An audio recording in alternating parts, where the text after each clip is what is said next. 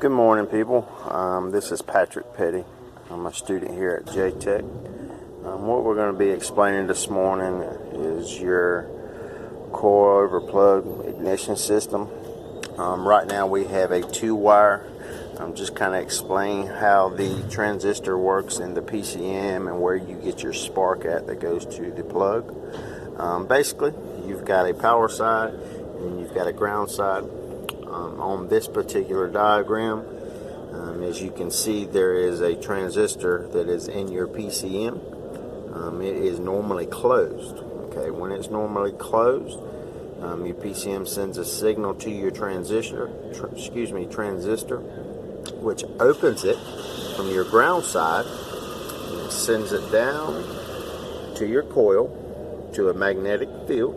Okay, once that magnet sends it to those coils, it sends all your voltage, releases that voltage into your second coil or your secondary side, and that's where you get your spark from, which goes down into the spark plug, and that's where you get your ignition. Okay, just like before, we had a 2-wire system. This here is a 3-wire system. You can see you've got your power, you got your ground.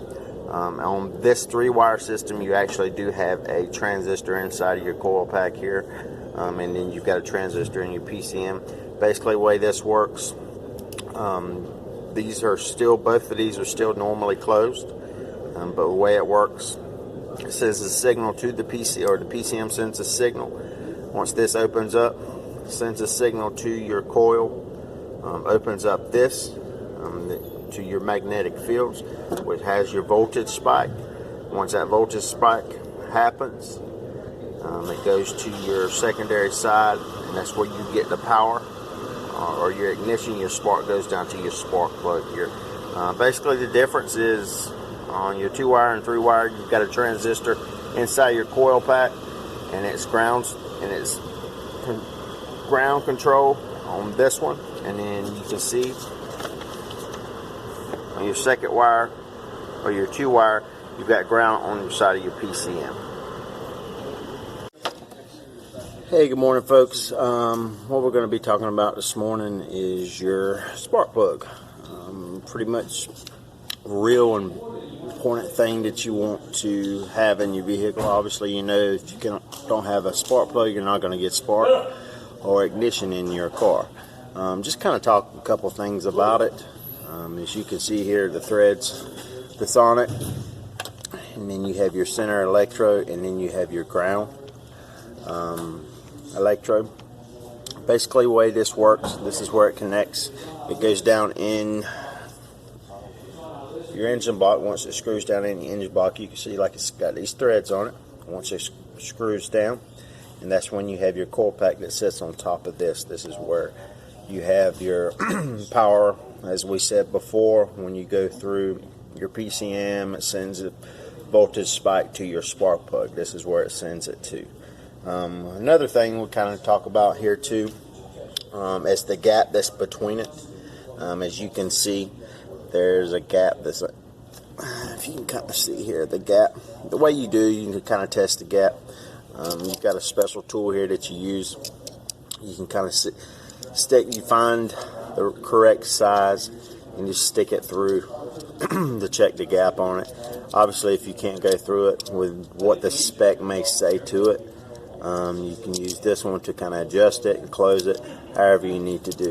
So that's pretty much it with that. Another thing you can see here, the heat that it puts out. As you can see, you have ceramic on it. The ground, whenever you have the spark side on it, the ground goes to the threads on it. That's where it grounds out to once it does spark, and then it's your ground. You have your different heats on it. You've got different ones.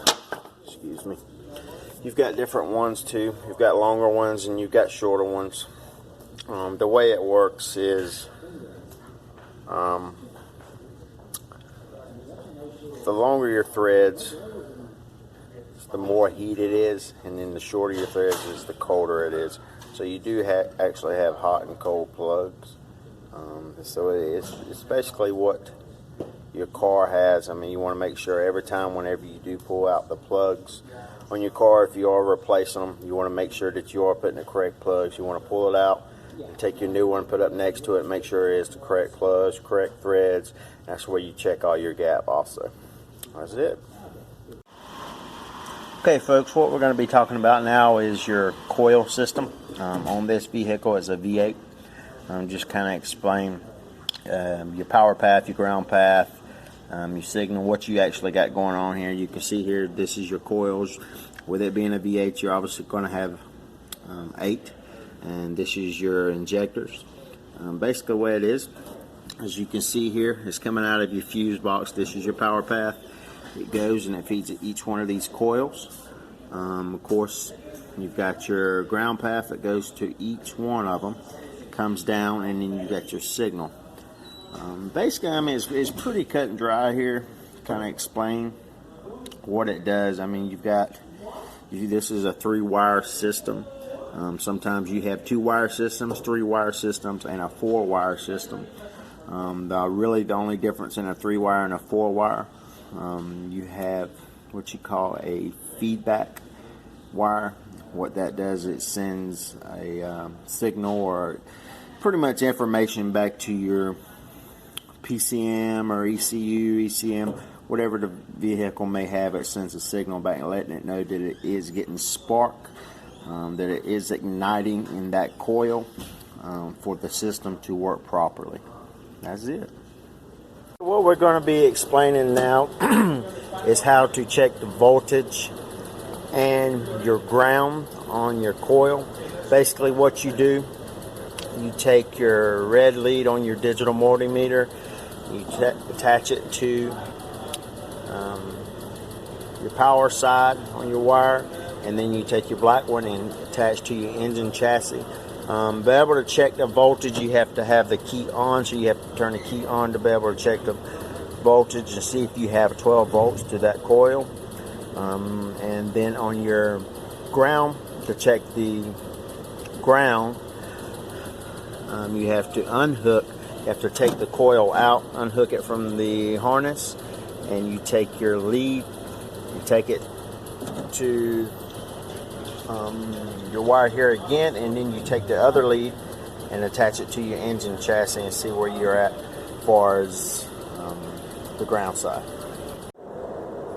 Okay, what we're going to show now is how you do a spark test.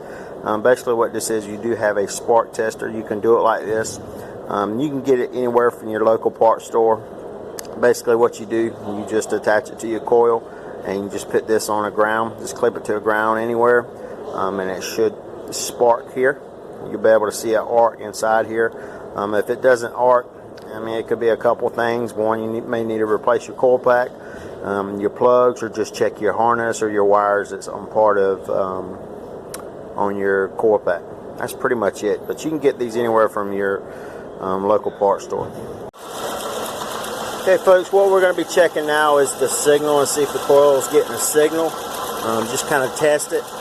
As you can see, we've got it hooked up here to the wire. You may have to look on your schematics, pull the schematics and see what color your signal wire is. So you see you got your signal wire attached, and then on the back side you got it where it's grounded to your chassis ground.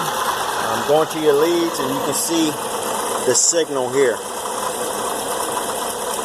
And that's it, folks.